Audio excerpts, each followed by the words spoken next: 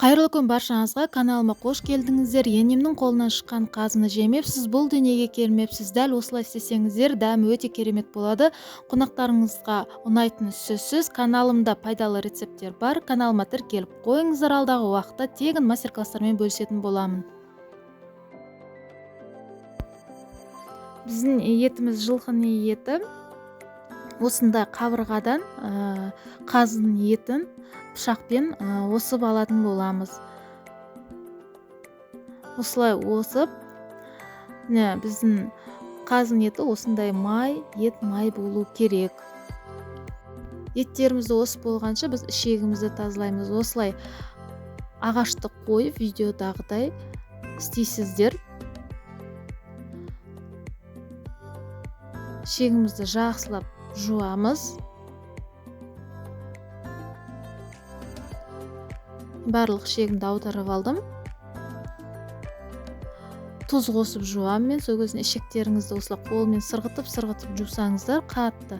Сол кезінде ішіндегі сілекейі кететін болады. 2-3 бас чесногымызды майдалап турап дайындап аламыз. Етімізді де ұзынша етіп турап дастарханға жайып қоямыз. Осылай видеодағыдай.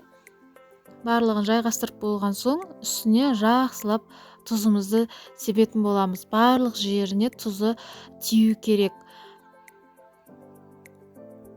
Етіміздің астындағы еттерге аударып, астындағы еттерге де үстіне себеміз тұзымызды. Тұзымызды сеп болған соң, үстіне қара бұрышымызды себеміз.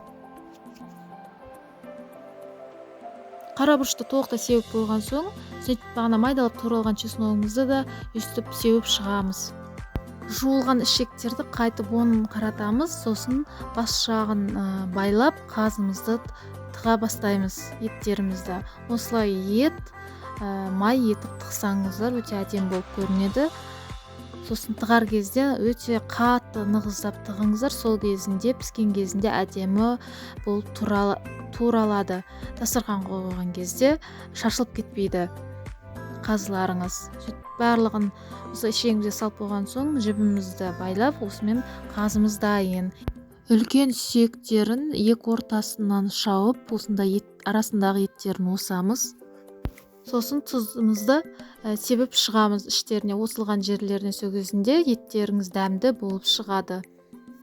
Барлық сүйектерімізді осылай тұздап, еттерімізді жаямызды барлығын тұздап болған соң, үстіне қазымызды қойып, осылай тұзбен қолымызбен сипалап шығатын боламыз. Сол кезде дәмі өте ерекше дәмді болады. Рецепт ұнаса, менің каналыма тіркеліп қойыңыздар, алдағы уақытта жаңа видео рецепттерімді бірінші болып көресіздер.